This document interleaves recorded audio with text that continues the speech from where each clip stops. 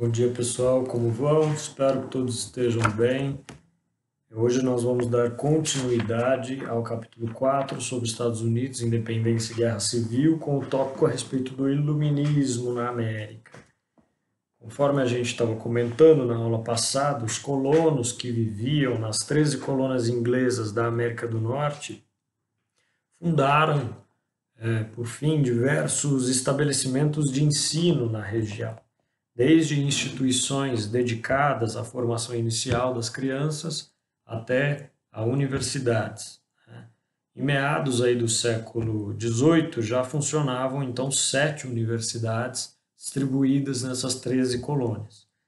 Elas não só contribuíam para o desenvolvimento cultural e intelectual da população, como também foram responsáveis pela disseminação das ideias iluministas que se desenvolviam na Europa naquele período.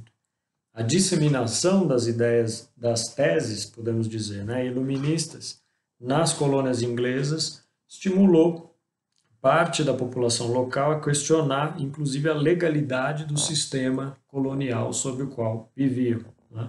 Criticava-se, então, especialmente o direito de os ingleses criarem leis que afetavam a vida da população local, sem consultar, afinal de contas, os próprios colonos. Surgiram, assim, lideranças defendendo a ideia de que as únicas leis legítimas seriam aquelas criadas, então, por representantes das colônias, uma vez que, desse modo, atenderiam aos seus próprios interesses. Os colonos também questionaram a elevação, por exemplo, de tributos e medidas impostas pelos ingleses, que tentavam controlar o comércio e as atividades econômicas das colônias. Influenciados, assim, pelo pensamento iluminista, muitos passaram a defender a importância de uma constituição capaz, então, de limitar os poderes de intervenção dos ingleses.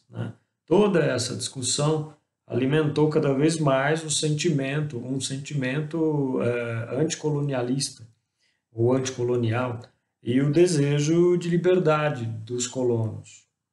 Começava assim a ganhar força a ideia de que as colônias poderiam se separar da metrópole, da Inglaterra, e criar com isso um governo autônomo, baseado então na representação política dos próprios colonos.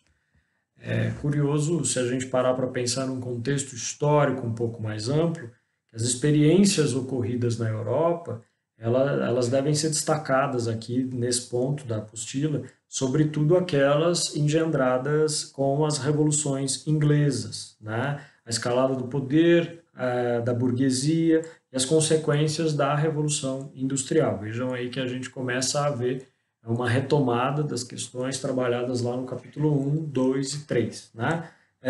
Assim como a influência do ideário iluminista francês foi significativa na mudança de mentalidade nas Américas, nessas 13 colônias. As revoluções inglesas, que nós estudamos lá no primeiro capítulo, por exemplo, determinaram uma profunda alteração da estrutura de poder monárquico, que a partir da Revolução Gloriosa, do fim da Revolução Gloriosa, em 1688, vocês lembram, passou a se submeter aos princípios constitucionais, uma monarquia absolutista, passando lá pela República de Cromwell, a pequena experiência republicana de Oliver Cromwell, a uma monarquia constitucional como é vigente até os dias atuais. Com a Revolução Industrial, também uma acentuada transformação da lógica de produção e das relações de trabalho, demandava, então, matéria-prima e mercado consumidor. Lembrem aí do filme do Chaplin, Tempos Modernos, que nós assistimos em aula. O iluminismo, por outro lado, ele legitimava, então, uma agenda política marcadamente liberal. Vimos o desdobramento da Revolução Gloriosa, vocês lembram, o nascimento do liberalismo, e legitimava uma agenda política marcadamente liberal, como eu dizia, e a defesa, portanto, de direitos individuais. Não à toa os colonos faziam os questionamentos que faziam com relação ao poder que os ingleses tinham sobre eles. O ideário iluminista, nós podemos dizer que ele se configurou, então, como a principal referência filosófica do movimento independentista norte-americano. Orientados aí, sobretudo, pelos pressupostos de John Locke, que nós vimos um trechinho no capítulo passado, os colonos aí, das 13 colônias norte-americanas, se posicionaram, então, de forma a resistir ao Estado inglês, né, ao Estado opressor inglês, sobretudo aí pelas imposições de altos impostos e pela política que restringia uma série de direitos a esses colonos.